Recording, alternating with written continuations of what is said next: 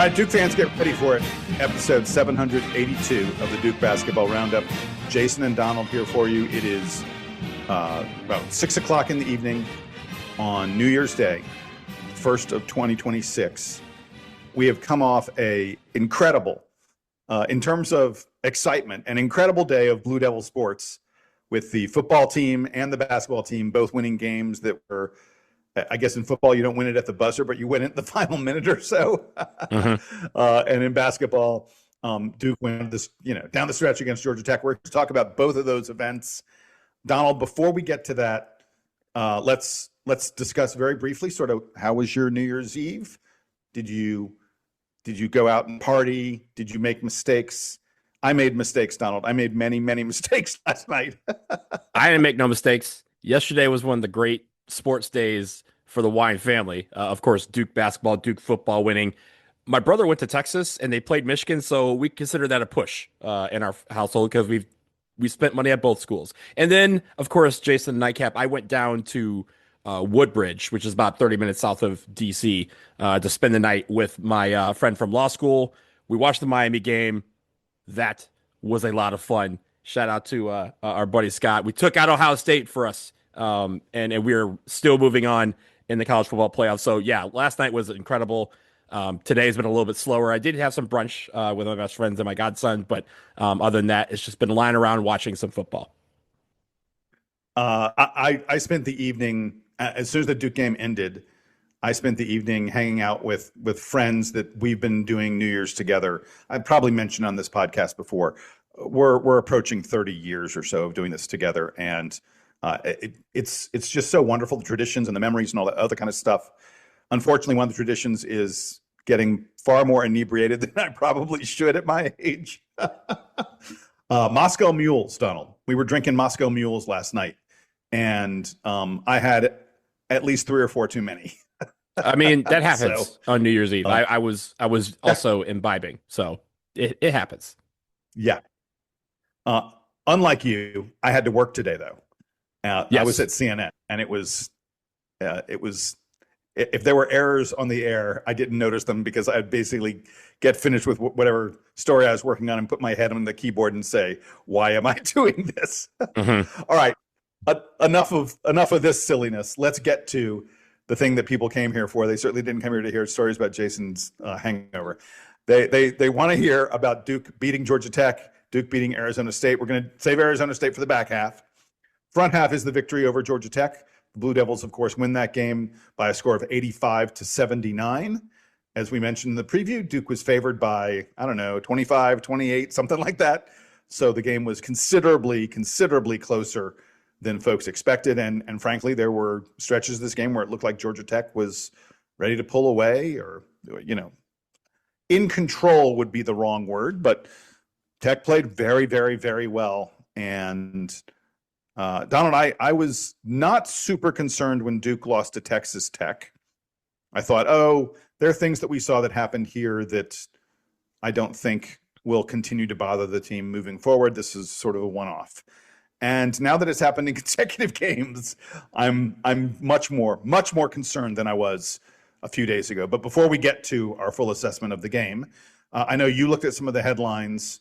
Tell me what you liked best that the listeners provided in content to us. Yeah, it's interesting. We didn't get that many headlines, but that's because it's New Year's Eve. I was not expecting anyone to send a bunch of headlines to dbrpodcast@gmail.com. Never that. But we did get a couple of good ones.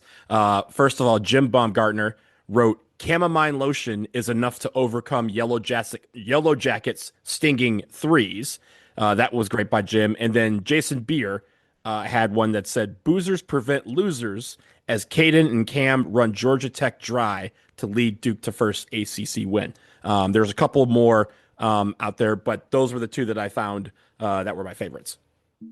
I did see a note that Josh Dilly sent it. Dial Dilly, I'm not sure which it is, but Josh sent us that said, we have to stop calling them free throws. They are now foul shots because Duke is so foul at taking them. We'll get to the free throws. We'll get to all the other issues, but we should start with the good, Donald.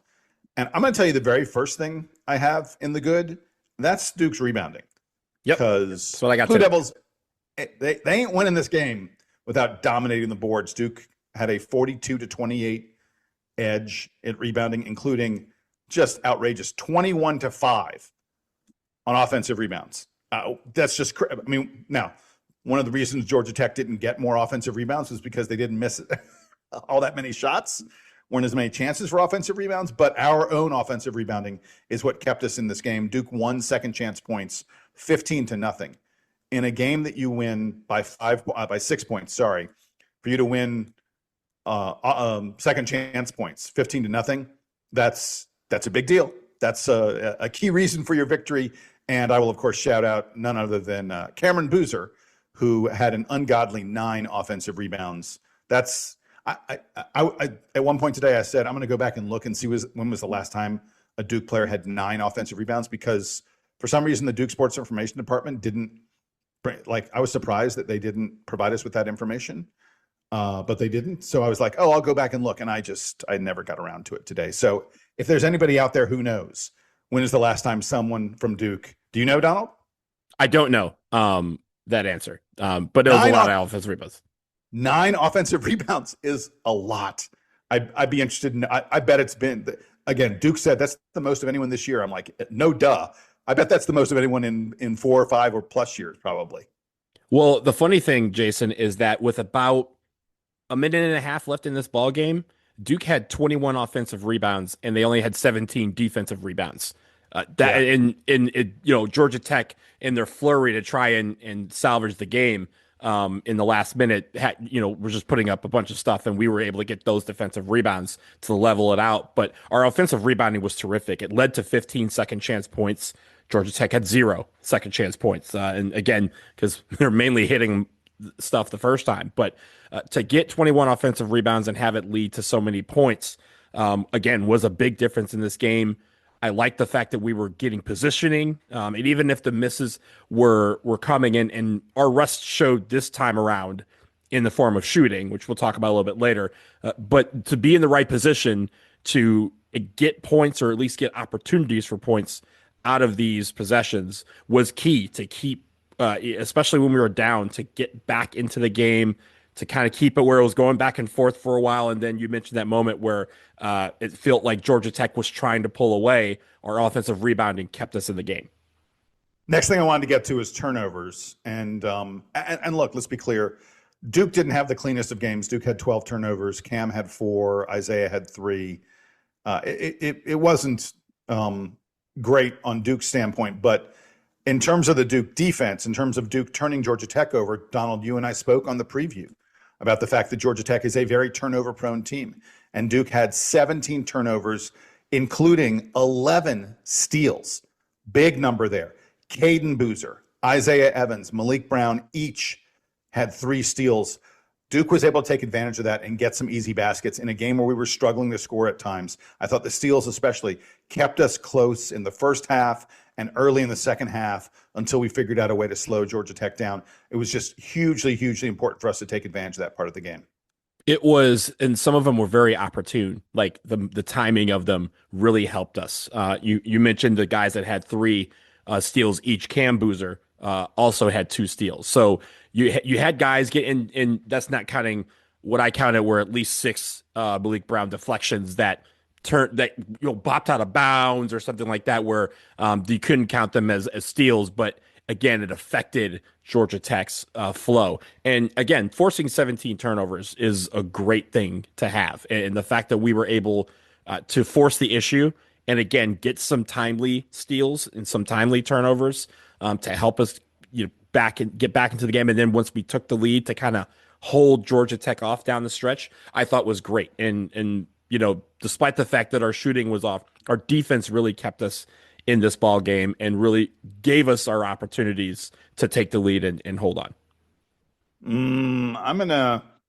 We'll talk later about Duke's defense. I think Duke's zone defense was very good. Mm-hmm. Duke's man-to-man defense left a lot to be. I've got some numbers, some eye-popping numbers. We'll talk about it in a little bit, but I do think the zone was, John Shire continues to demonstrate that when he needs to, he can pull out something, a little bit unusual. And he did that in this game. It's the second time. We did this against Michigan State as well. where it looked like, Duke was having some trouble. Against Michigan State, it was also a foul protection kind of thing. We didn't do it for foul protection here, but we pulled out a zone defense in the second half when we just could not get stops on Georgia Tech, and it completely changed the complexion of the game around. Tech went into a huge funk, was unable to hit any. I want to say they missed 10 in a row. It was something like that. The Tech they couldn't get good shots against the zone. And the interesting thing to me about the zone, a couple things about it. The first one is Duke plays a 3-2. A lot of teams play a 2-3. Duke plays a 3-2 because we've got so much length on the back line that we're able to, we can cover things if we play it as a 3-2. And by playing it as a 3-2, we really extend that guy at the front of it. And we use the length of that guy to force the opposing team's offense further and further away from the basket. And that guy is either Dame Sarr or Malik Brown. We did it, some with Sarr, and then a little bit after that, we did it with Malik Brown. And by the way, when we do it with Malik Brown, it means that Duke is going really big. We were doing it with Malik and then Pat Gongba and Cameron Boozer on the back line. Functionally three guys who are power forward centers playing out there in that zone together. And it just creates real problems for the opposition to have guys like Dame and like Malik at the top of that zone. Your point guard is like befuddled at that point about what to do. And you really saw Duke change the complexion of the game with it. Well, I was going to say the reason why we do a 3-2 is not because we have length on the back line. It's because we have a Malik Brown that you can put on the front line. And when the 3-2 happens, you can extend that 3-2 out to 30 feet, because if you have smaller guards, you're not passing over that. And the length in the back line is I won't say it's irrelevant, but it's a secondary part of that thing. Is if you're able to get it over Malik Brown, if you're able to get over Dame Sarr, there's a big pad and a Cam waiting to gobble up the ball and get the steal. So the fact that we have big guards, the fact that we have a versatile guy like Malik Brown who can extend and make it where once they cross half court they're uncomfortable, that's what makes the 3-2 so successful. And I think the times that we deployed it, I thought like you said, we were trying to limit the threes because they were, Georgia Tech was hitting a ton of threes that they aren't normally making. So we had to figure out a way to stop that. And the way to do that is to make them uncomfortable with the basketball once they cross half court, force them into a pocket where they have to make a bad decision, a bad pass, and then we were stealing it and trying to go the other way for points. One interesting thing about the threes was that Tech hit a fair number of threes off the dribble. In the first half especially, we saw Kawasi Reeves taking threes, just, pulling up off the dribble, as opposed to catch and shoot. And when you're in a zone, it's super hard to take a shot like that off the dribble because the zone is so focused on you. You're not able to get the same kind of space. Against a zone, you tend to take catch and shoot threes, and Tech just wasn't quite as good at those as they were the threes off the dribble in this game. And that's another reason I think why the zone was helpful. The other thing was Duke was getting guys from Tech to shoot who weren't the guys they wanted to shoot. We were able to focus in the zone on the better shooters. And it just disrupted everything that Tech was doing. All right, Donald, let's get to some individuals because we got to talk about a couple of these players in the good. And it has to start with Cameron Boozer, 26 points, 12 rebounds. I mean, we've come to expect this from him, but we should admire it even more. The fact that he does it with such ease and the fact that we've come to expect it, because these are just unbelievable numbers that he puts up. He is unstoppable at times. We talked about 9 offensive rebounds, which is just an outrageous kind of number. I want to look at just the second half for a second, though. In the second half, Cameron plays all 20 minutes. He played 38 minutes in the game, but he played all 20 minutes of the second half. 15 points. He was fouled 7 times, Cameron Boozer was, in the second half alone. If you got fouled 7 times in a game, that would be impressive. To get fouled 7 times in a half is kind of amazing. And he hit 6 out of 8 free throws. Now, I want to point something out. As Duke fans this season, we have reached the point where we're so gun shy when someone misses even one free throw that we all lose our minds over it because it's cost us a game. It almost cost us another game. And so that's why you go, oh, wait, I remember free throws that can't. Yes, but he's still 6 out of 8, 75%. I'm not going to, I can't complain about that too much. Cam was one of the reliable guys on the team when it comes to 6 out of 8 makes him one of the reliable guys on the team. So I just thought, absolutely incredible game from him. And when we get to the play of the game, I've got several nominees. Virtually every one of them involves Cameron Boozer. Well, it's funny you mentioned the offensive rebounding, the fact that he's unstoppable. It's funny. I don't know the research behind this, but it feels like when he gets his shot off early from beyond the arc, it opens up so much more floor for him because teams now they can't like just pack the paint and try to take him out in the paint. They have to kind of come out and guard him. And the fact that he was 3 for 5 from three was, and all three of those threes were wide open. There was one like where Caden Boozer kind of came and then kind of drew to the fence inside the paint, and then he just turned around and almost no look past it, but he knew Cam was going to be waiting for that three, and he drained it, right? Call that twin intuition. Yeah. But it's the fact that he was able to set up a lot of what he did by just making a couple of threes is great. The fact that Big Pat hits the first three of the game, it's not because Big Pat's our best 3-point shooter, but again, it makes the defense have to think about how they prepare for defense when he has the ball up there. It opens up so much more floor for everybody else because they can't just sit there and go, oh, it's Pat. He's not shooting it. He's not going to make it.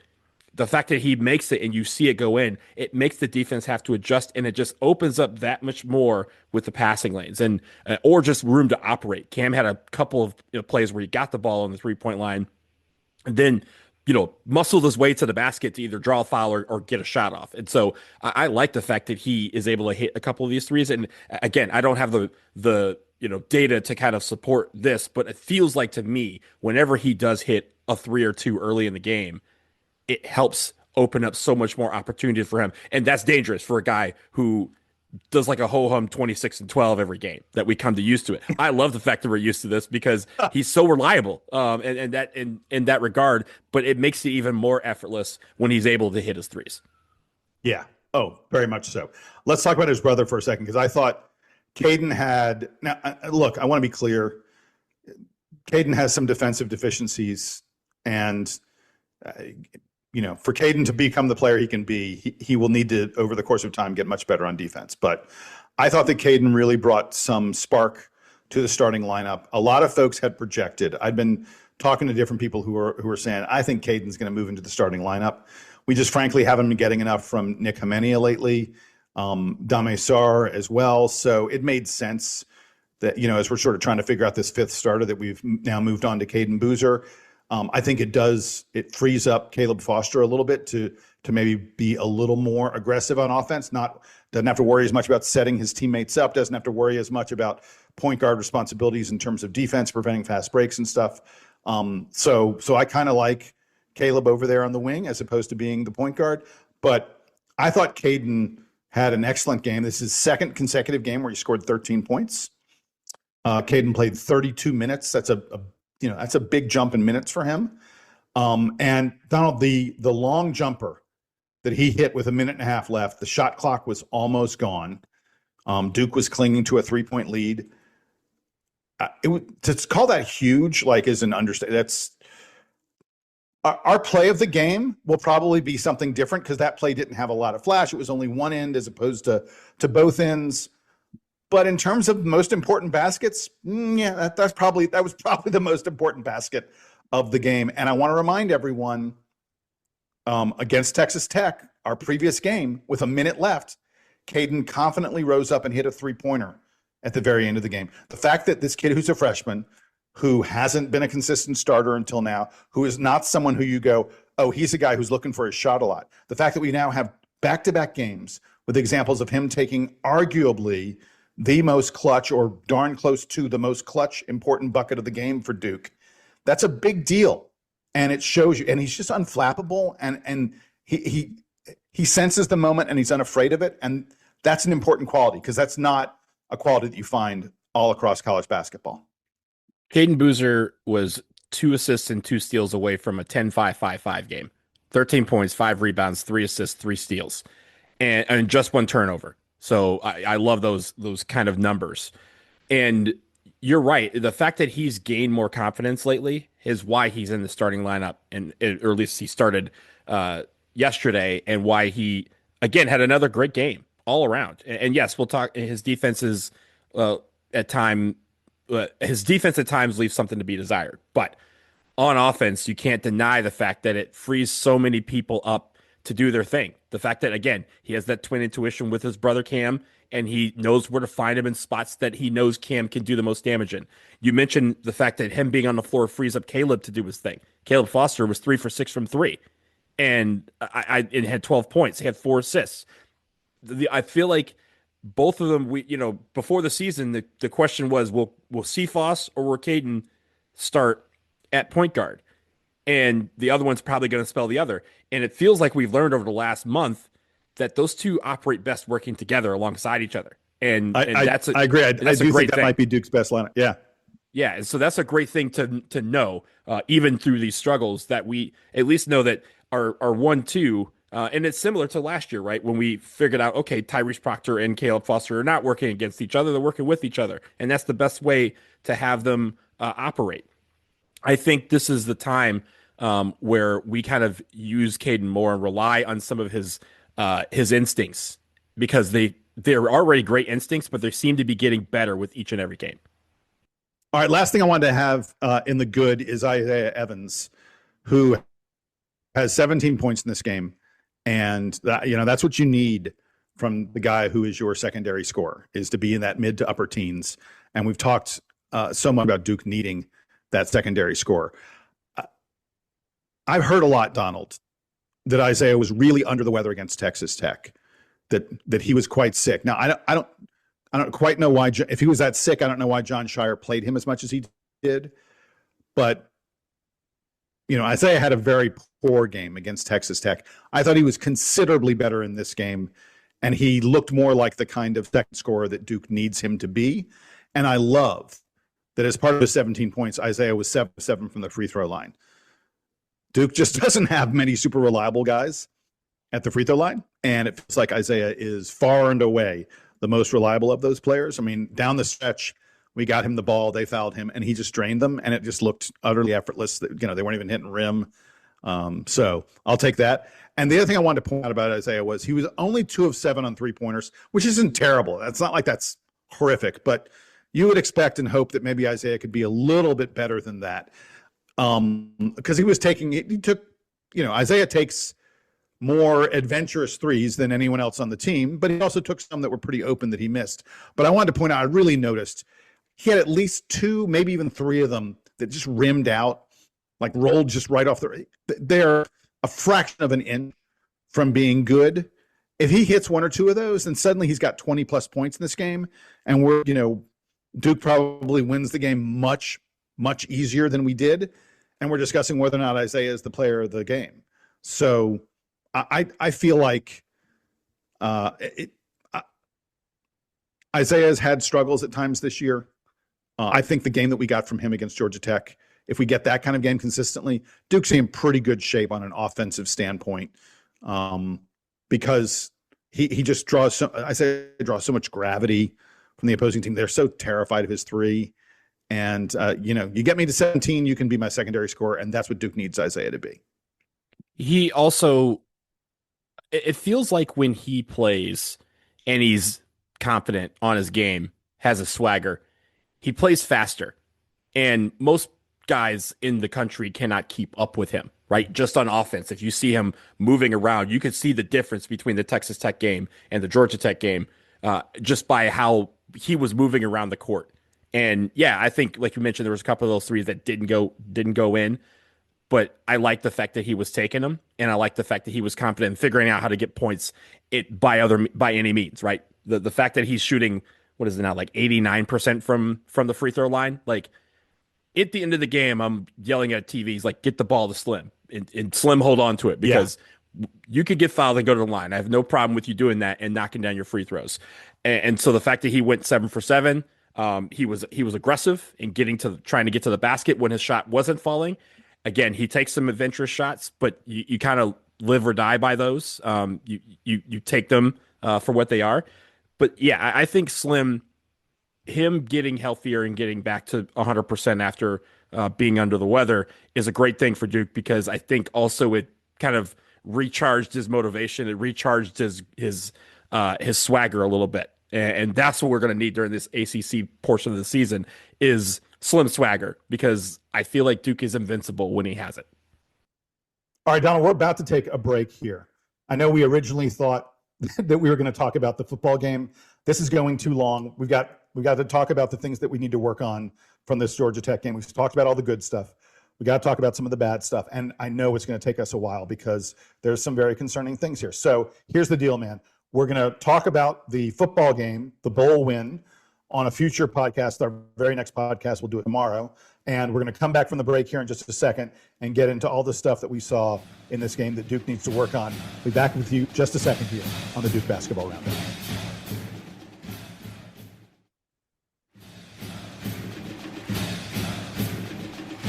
All right, back from the break on the Duke Basketball Roundup. I hate to do it, but we're now going to get to the bad. And, look, we've been on this podcast for a little while.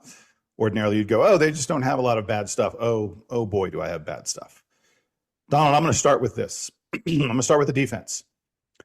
I am super concerned about the trend line with our defense right now. Our past 3 games, Lipscomb, Texas Tech, and Georgia Tech, are Duke's 3 worst games of the season from every efficiency metric kind of thing that you could look at. And frankly, we've arguably gotten worse with each one of these games. This Georgia Tech game was an order of magnitude worse than any game that Duke has had all year. And it's especially noticeable on defense. I went into Bart Torvik's efficiency ratings, and you can sort by date. And I sorted out the season prior to December 16th, which is when we played Lipscomb, and the season since December 16th when we played Lipscomb. Prior to December 16th, Duke was the number 2 defense in the country. Since then, the 3 games we've played, we have the 127th best defense in the country. Duke has gone from number 2 to number 127 in recent weeks. You remember, Duke was number 1 in KenPom a few weeks ago, like coming off the Michigan State game. We started to slip a little bit. You're like, but it wasn't too bad. Getting down 3, 4. Duke's now 9th in KenPom. We're 12th in Torvik. Now we're still 5th in the net, which is probably the most important of them. But Duke's efficiency numbers are really getting bad. And I mentioned again that those past 3 games, the Lipscomb game, the December 16th date. On that day, prior to that game, Duke led the nation. We were number 1 in the country in a stat called effective field goal percentage, which is a combination of your field goal percentage defense against 2-point shots combined with your field goal percentage defense against 3-point shots, and it weighs the 3-point shots more because there were more points, of course. So Duke's effective field goal percentage defense, and folks, bear with me, there's going to be math. Duke's effective field goal percentage defense on December 16th, prior to the Lipscomb game, was 40%, which is a crazy good number. For a team to have an effective field goal percentage defense of 40%, that was number 1 in the country. And frankly, there was no one even that close to us. Teams were hitting less than 40% from 2 against Duke. They're only hitting 26.5% from 3 against Duke. Over the past 3 games, our effective field goal percentage defense has gone from 40% to 56%. Over the past 3 games, Duke's effective field goal percentage defense, that was number 1 in the country, of the past 3 games, it's 264th in the country. Don, we're one of the bottom 100 defensive teams by this important metric over the past 3 games. Our past 3 opponents have hit 55% of their 2-point shots. They've hit 38% of their 3-point shots. Now, look, I get it's only 3 games. It's a small sample size. But, Don, the trend line at this point is just really worrisome.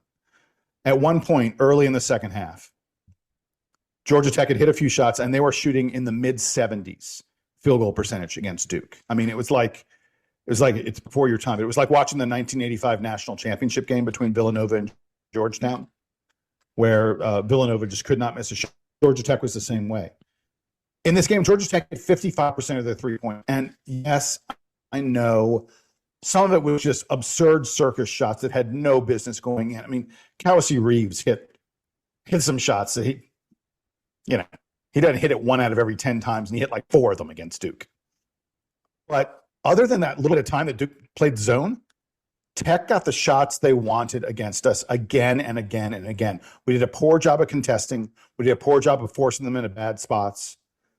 Tech was able to get their shooters to the places they wanted them to be. You know, Donald's game, Tech had 18 assists on 29 made field goals, a 62% assist rate. You and I talk about that assist rate a lot.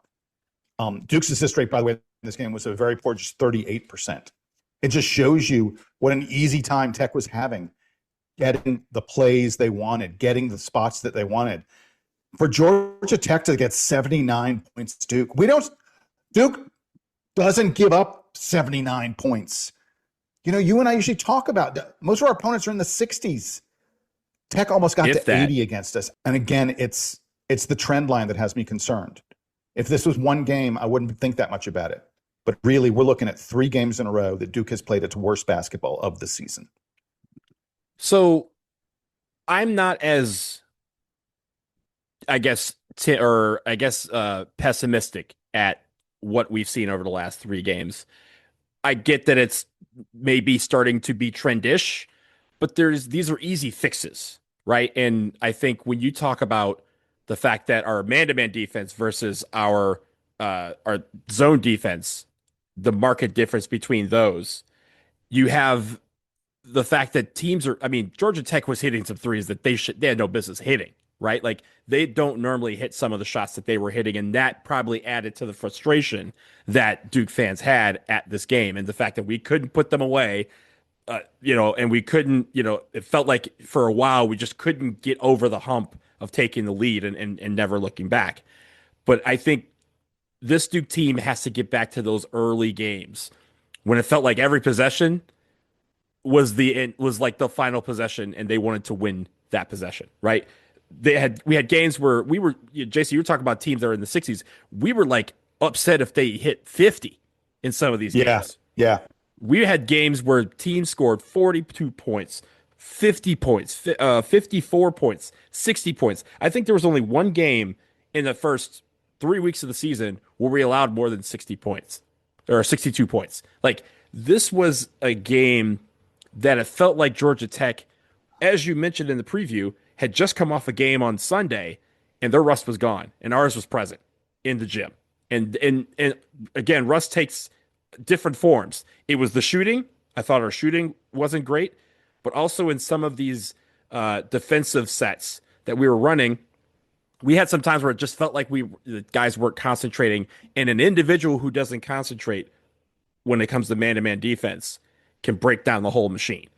And that's where we saw some of these mistakes. Now, again, these are easily correctable, but it takes getting back to that focus of, and Jon Scheyer has wanted a team that is in the top 10 in defense, maybe even the top 5 in defense. To get back to that top 5 level, we have to concentrate on every single possession being as important as it was in the Final Four. When we play Florida State on Saturday, every possession that we're on defense, we should treat it like we're on offense. We want to score, and by score meaning they throw up some shot from 35 feet that doesn't hit iron, or they have a 24-second violation. When's the last time we were able to draw one of those because a team just couldn't get their shot off? That's the kind of wins that we're looking for.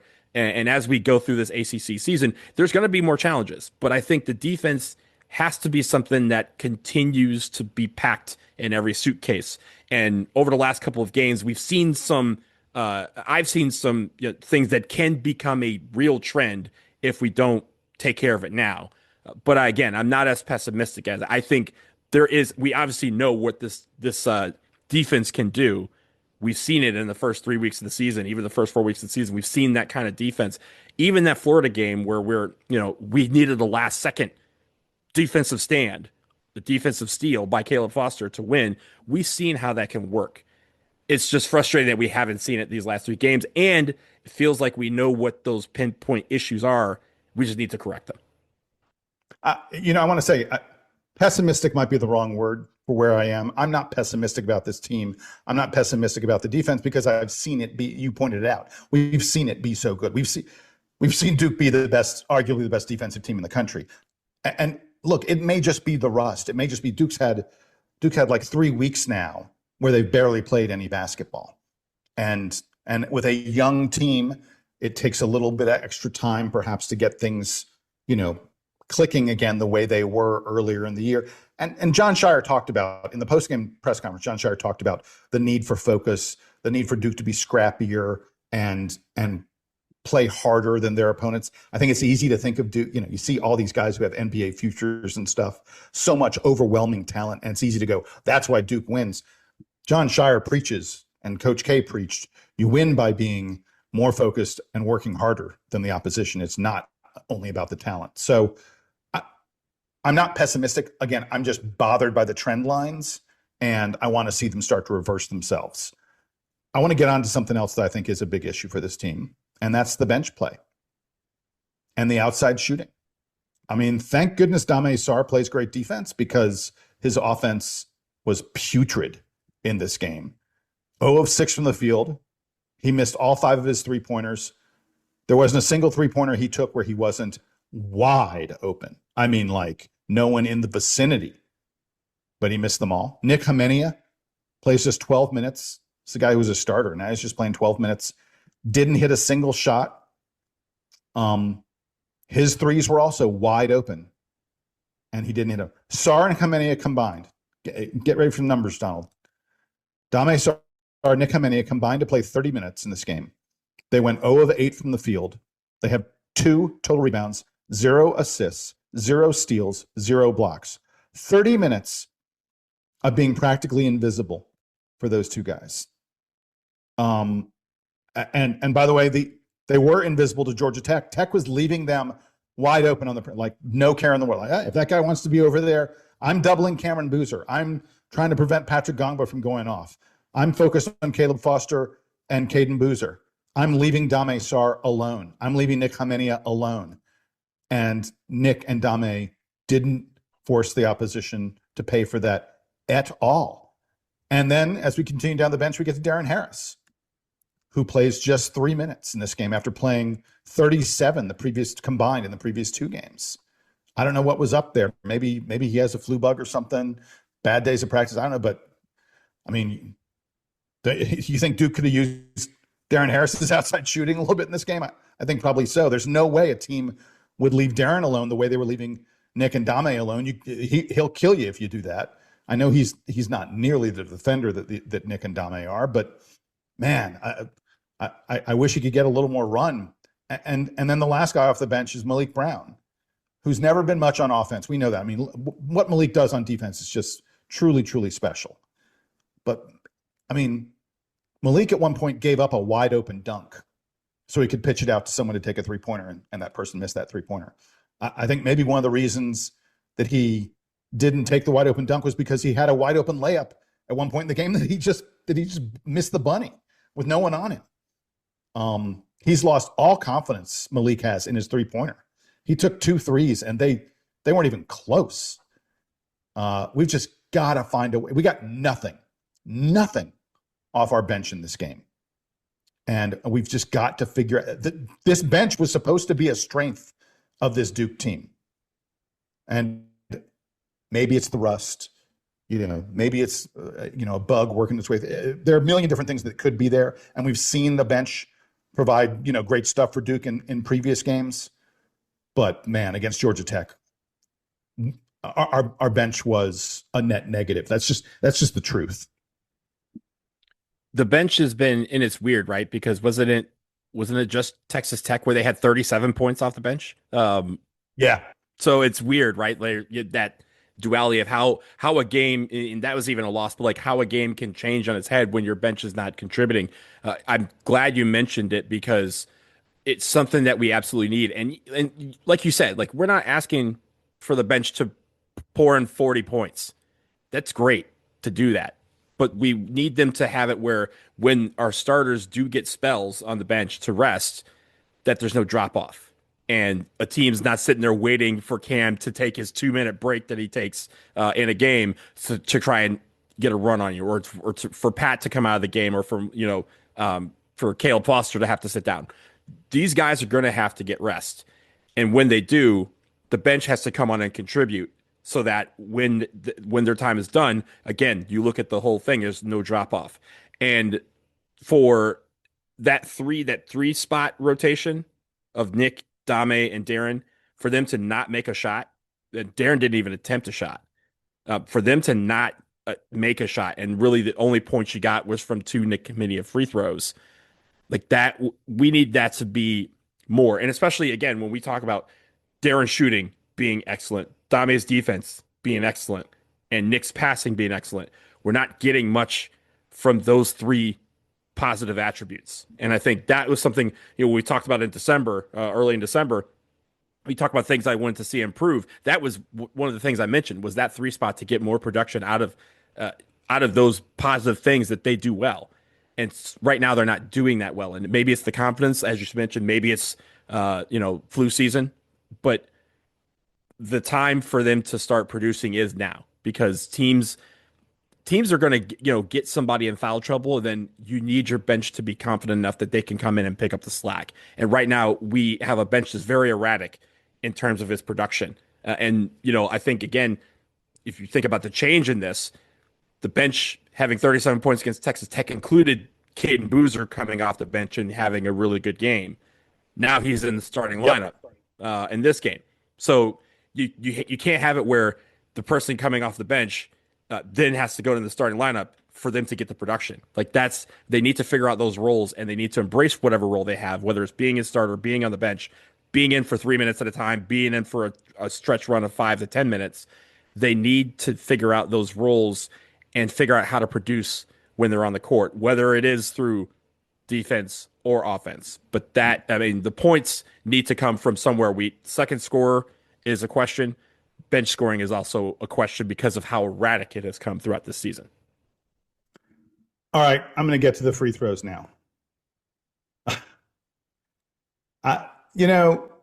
24 for 35 at the free throw line. That's not like horrid. It's 68.6%, almost 69%. The national average is like 72, 71, 72. So it's not like Duke was, just among the worst in the land. But that's because we hit a bunch of free throws late. I think I want to say we hit our last 6, I think it was. Mm-hmm. I should really have double checked this. I just didn't have time to today with my hangover. But it came on late. And then the other thing about it is, even though we're 24 for 35, we missed 11. You feel like we missed 14 because we missed 3 front ends of 1-and-1, all by Patrick Gungba. Pat was 4 of 9, but really in terms of free throw opportunities, by missing 3 front ends, he was 4 for 12 in terms of possible points at the free throw line. Man, Duke is just leaving an ungodly number of points at the free throw line. And in close games, you need every point. This just in. Most points wins. You need all of them. And I want to point one other thing out about free throws, though. Duke reason free throw shooting is so important to us is that we're so darn great at getting to the free throw line. Mm-hmm. Damon Stoudemire, the head coach of Georgia Tech, Damon Stoudemire came into the postgame press conference. Did you see this on the very first thing he said? No. First thing he did was he came in and he started whining like a little bitch about the free throws. He goes, free throws were 35 to 13. That's all I got to say. 35 to 13. Like, Damon, dude, Duke is among the best teams in the country at getting to the free throw line. And we're among the best teams in the country at not sending our opponent to the free throw line. Like, Duke is really great. Duke is 14th at opponent free throw rate, and we're top 50 at our own free throw rate. Georgia Tech, by the way, is one of the worst teams in the country. They're in the bottom 100 at free throw rate, at getting to the free throw line. So for Damon Stoudemire to be like, how do they have a 35 to 13 advantage in terms of free throws attempted? Well, that's because of the style of play. That's because Duke is attacking the basket and getting the ball inside and trying to get fouled. And Georgia Tech is taking pull-up jumpers and, stuff off the dribble from the outside where you're just never going to get fouled. So for Damon Stoudemire to be surprised that it was, he's a coach. He knows better. He's just like trying to sow some kind of narrative that's just not true. So I I'm upset that Duke isn't hitting more free throws, but we get to the free throw line a lot, and that is a valuable way to play basketball. So, the free throws aren't all bad. I guess that's what I'm saying. Well, they are and they aren't, right? Like we mentioned, that kind of rate that you kind of want. 75% is a pretty good free throw rate for a team. 80% is excellent. And of course, you would love to have 80% or higher, but that's not always possible. So, well, that's not realistic. That's well, even a great free throw shooting team, like a great free throw shooting team, is hitting 78 to 80. Right. My point is that it's one thing to be like, hey, we want 75%. That would be excellent. And the national average, I think, is like 71% now. We're at 70.1. We're 234th in free throw percentage. And I think what exacerbates it is the fact that we get to the line a lot because we have more opportunities to miss free throws. And it's one thing if you're going to the free throw line 8 times and you're going 6 for 8, right? That's 75%. If you go to the line 24 times and you're missing, 12 free throws, like that is a big deal. And I think the one thing is Duke going to the line, it almost ruins the opportunities, right? Because you did so well to draw the foul, to get into a position where the only way they could stop you was to foul you. Don't reward them by missing the front end of a 1-and-1 or to miss 2 free throws. Like that, again, you're going to miss free throws through the game. And the one free throw that someone missed a free throw 10 minutes into the game and someone's like, come on, make your free throws. That's not us. But when you count all these opportunities up to score, when you see a game is 85 to 79 and you left 9 points at the free throw line, again, people start doing that math and they start equating the free throws and the timeliness of some of those free throws to the final outcome. And down the stretch, as you mentioned, we were really good hitting those free throws. So it was really during the game, the reason why it was such a struggle for us to finally catch Georgia Tech was because we would get to the line and we couldn't cut into that lead because we weren't making free throws. And so it's something that they obviously need to get better at. And it's about concentration, but it's the one thing where for most people, they should understand there's one thing that you do at practice every single day. If you have a workout, if you have a practice that involves a basketball, free throws are done. So it's not like these guys aren't working on it. So I'll give them that grace, but it's about the concentration at that moment. And honestly, tell the crazies what you need to get that concentration, right? Remember JJ Redick had a stretch back in his sophomore year where he missed a free throw for the first time and it felt like 3 years. And he was like, guys, it's a little too quiet in Cameron when I shoot free throws and it's breaking my concentration. Can you give me a little bit of white noise?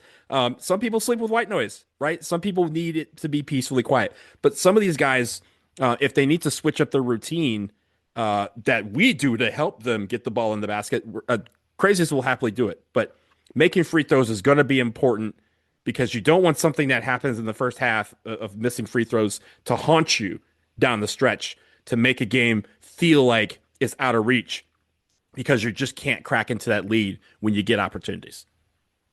All right, Donald, we're getting ready to wrap things up. Let's get to the play of the game. What is your choice? I had 3 plays that I diagrammed on my piece of paper. I'm trying to see. Maybe you'll take one and I'll take one of the others. It's very funny because you mentioned my play earlier as a play that you thought neither of us was going to pick. It's Caden's 18-footer with 1:25 left in the game. I thought it was a big shot. Again, the confidence that he showed to do it.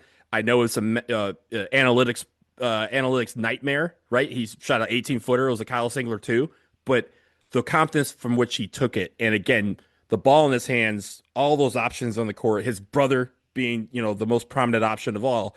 And he said, I got this. And took that took that 2-pointer, made it. It put Duke up 5, and we didn't look back from there. I think that was a huge play to cap off what was a huge game by Caden Boozer. I spoke about it earlier. Yeah, it was a monster. All right, so I'm going to go ahead and take. I really like this. I really like this play. With 13:20 left in the second half, Duke had just taken the lead. Nick Hamenia had hit 2 free throws. Yes, That's my play of the game. We hit 2 free throws. No, I'm kidding. Duke had just taken the lead, and we threw a little full court pressure at Tech. Just so much length out there, and we had Dame and Malik were in the game at that point, and Tech almost had a backcourt violation. They just seemed befuddled. They ended up taking a bad 3-pointer that missed. Caden got the rebound, and he looked up really quickly to see if anyone was rushing ahead, because Caden is always doing that, and there was no one like way ahead. But he noticed that his big brother, he noticed that Cam was about 10 feet further up the floor from him. Now, ordinarily, a point guard would see a power forward a couple strides ahead and wouldn't think, I should give it up to that guy. But Cameron's special. So Caden passed it ahead. And again, it's like not way ahead, just a little bit ahead. And the Tech defense was back for the most part. But because Cam had that head of steam, and because, sort of changed by passing it ahead to him, he sort of changed the angle of where the ball was moving and the such. It's not a fast break technically, Donald, but it's Duke taking it at Tech before Tech is really ready, and especially before Tech is ready for Cameron Boozer to get into the lane against their defense. And Cam ended up hitting a really nice finger roll off the backboard. He got fouled. It gave Duke a 4-point lead. He hit the free throw. Yes, he hit the free throw. And it gave us a 5-point lead. But I thought it was a beautiful example of Duke's defense giving them trouble, and then the brothers knowing each other really well and playing so smart together, and Duke finishing off the play with a 3-point play. I love that play. If you can go back and watch it, again, like the 13-20 mark of the second half, it's just kind of fun to see the whole thing develop the way it develops. Yeah, I thought it was a great play. As you mentioned, there's several plays by Cam Boozer that you can dial up at any notice. Yeah. If we're searching for, I don't know what the play of the game was, what did Cam do? We'll just go with one of those. Like that, he has multiple options every single game. It's great. Yeah, I also love, there was about 8 minutes, 8-10 or so, there was the play where Patrick Gungba makes a really great block. And it eventually ends up with Cam finding Caleb for an open 3-pointer to give us a 7-point lead. I thought that was going to be the play of the game because I thought Duke was going to run away after that. I was really surprised, and full credit to Georgia Tech, that Tech was able to come back after, because that was like, it was such a reversal of fortune kind of play, and for Duke to get a 3 off. But anyway, wasn't to be. All right, Donald, with that, we're going to wrap it up here on the DBR podcast. We'll be back in your feed tomorrow. We will be previewing the big game against Florida State this weekend, Duke's first ACC road contest. We will also talk about the bowl game that we didn't get a chance to talk about today. Just too much stuff going on. We're going to get to that bowl game because we got a lot to say about Darian Mensah, Nate Shepherd, Queso, and the performance of the Duke defense. It was a fun bowl game, Donald, and we'll get to that very, very soon. Yeah, absolutely. Let's just be clear. We love the football team. We love that they've closed out, and we want to talk about it as much as we possibly can. Right now, there's just too much going on. It's also January 1st. We have to cook dinner and do all this stuff. So we'll definitely be back here for you to preview basketball this weekend and to look back at the season that ended terrifically for the Duke Blue Devils on the football field. Until then, here's the Duke band playing us out and taking us home.